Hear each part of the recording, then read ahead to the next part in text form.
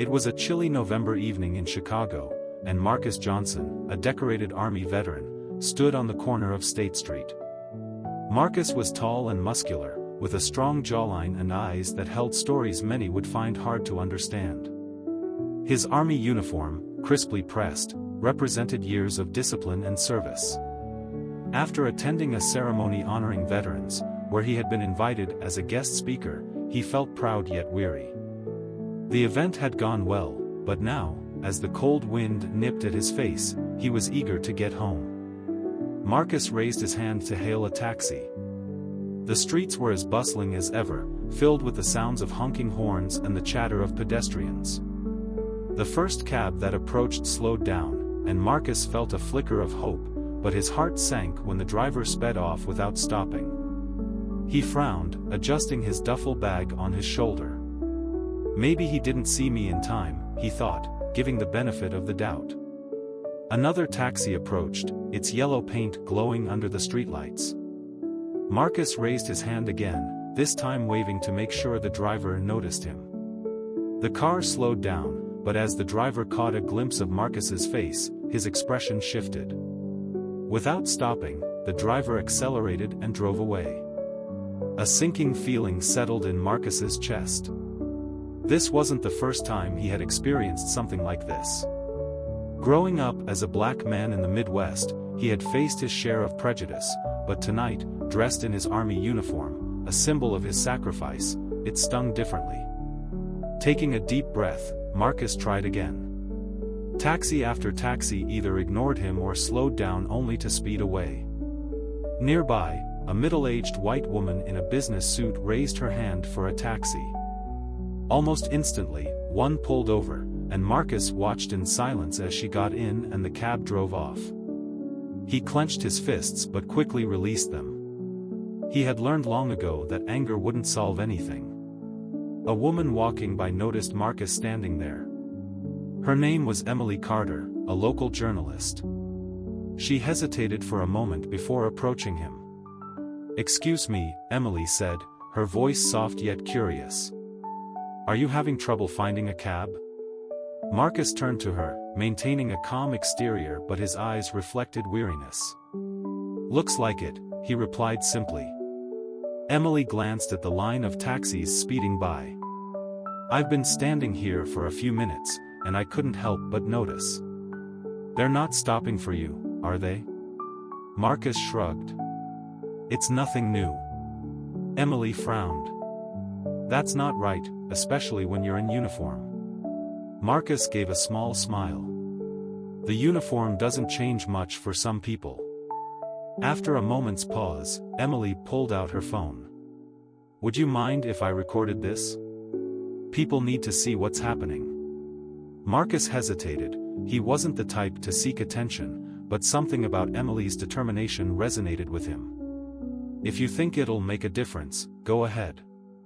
For the next 20 minutes, Emily recorded as taxi after taxi passed Marcus by. She even tried hailing one herself to show the contrast. Each time she raised her hand, a cab stopped almost immediately. But when Marcus tried, the response was always the same, silence or rejection. By the end of the ordeal, Marcus's expression was stoic, but Emily could see the pain in his eyes. She thanked him for letting her document the experience and promised to share the story widely. As Marcus finally managed to get a ride through a rideshare app, he couldn't shake the feeling that this night was far from over. Little did he know, the events of that evening would spark a movement that would change lives and minds forever. The next morning, Marcus woke up to dozens of messages and missed calls. His phone buzzed incessantly as notifications poured in. Confused, he unlocked the screen and saw a message from Emily. "Marcus, the video went viral. People are talking about what happened last night. Call me when you can." Frowning, he opened the link Emily had sent. The video had already amassed thousands of views and comments. In it, Emily narrated the events of the previous night, showing clip after clip of taxis refusing to stop for Marcus. Her voice was steady, but her words carried the weight of frustration and disbelief. "This is Marcus Johnson," Emily said in the video. "A veteran who served our country last night in the heart of Chicago. He couldn't get a taxi simply because of the color of his skin." The comments section was a mix of outrage and denial. Some people expressed their anger at the blatant discrimination, while others tried to dismiss it as a coincidence. But one comment stood out to Marcus: "I can't believe this is still happening in 2024. What can we do to help?" Marcus sat back, his mind racing. He hadn't planned to draw attention to himself, but now that the spotlight was on him, he felt a responsibility to do something meaningful. He called Emily, who answered almost immediately. "Marcus, I'm so glad you called," Emily said, her voice brimming with energy. "Have you seen the video? People are talking about it everywhere. News outlets are reaching out to me for interviews. They want to hear your story." Marcus sighed. "I don't know, Emily. I'm not sure I'm the right person for this." "You are," Emily insisted. "You've lived this. People need to hear from you." After a long pause, Marcus agreed. He decided to share his story, not just about the taxis but about his experiences as a black man in America, both in and out of uniform. Over the next few days, he appeared on local news programs, podcasts, and even a national morning show. Each time he spoke with honesty and humility, sharing not just his frustration but also his hope for change. As the story gained traction, people from all walks of life reached out to Marcus. Some shared their own experiences with discrimination, while others offered words of support. A few even offered tangible help, like starting petitions or organizing events to raise awareness.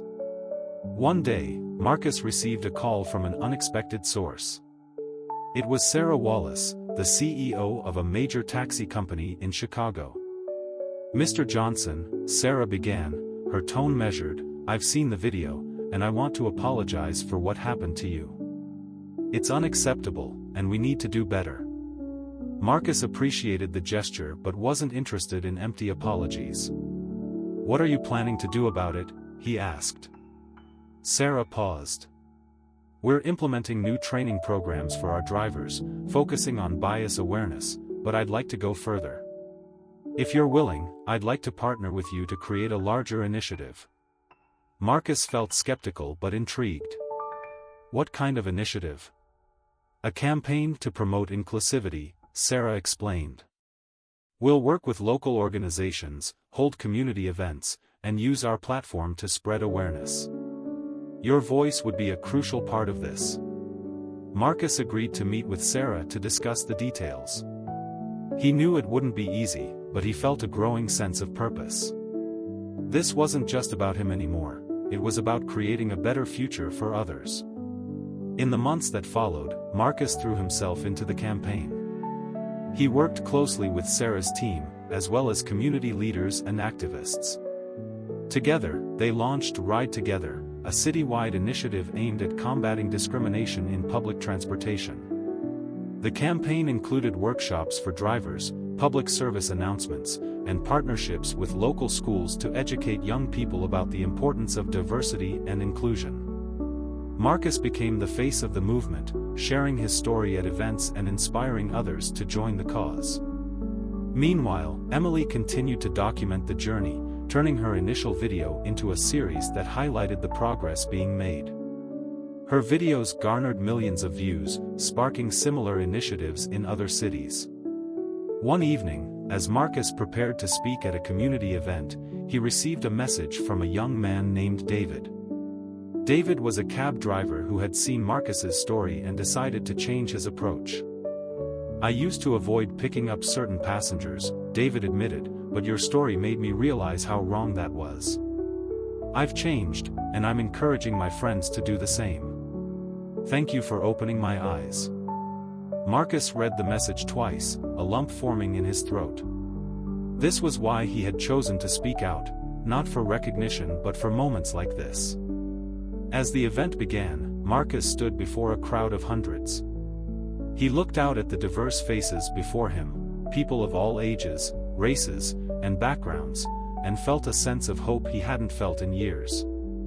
"Change doesn't happen overnight," Marcus said, his voice steady, "but it starts with us, with our choices, our actions, and our willingness to stand up for what's right. Together, we can create a world where everyone is treated with the respect they deserve." The audience erupted into applause, but Marcus wasn't thinking about the cheers. He was focused on the future, a future where no one would have to stand on a corner, invisible to the world because of the color of their skin. Marcus's story became a beacon of hope, proving that even in the face of discrimination, change is possible. His journey underscored the power of resilience, the importance of speaking out, and the impact one person can have when they refuse to stay silent. The moral of the story is simple yet profound: prejudice may be deeply ingrained, but compassion and understanding can break through even the toughest barriers. By standing together and challenging injustice, we can create a more inclusive and equitable world for everyone. That's the story, friends. I hope you enjoyed it. It was a pleasure sharing it with you all. Don't forget to comment below and let me know where you're watching from. It's always fun to see the global reach of these stories. If you haven't already, please hit that subscribe button for more amazing stories, tips, and tricks. Thank you for watching, and I'll see you in the next one.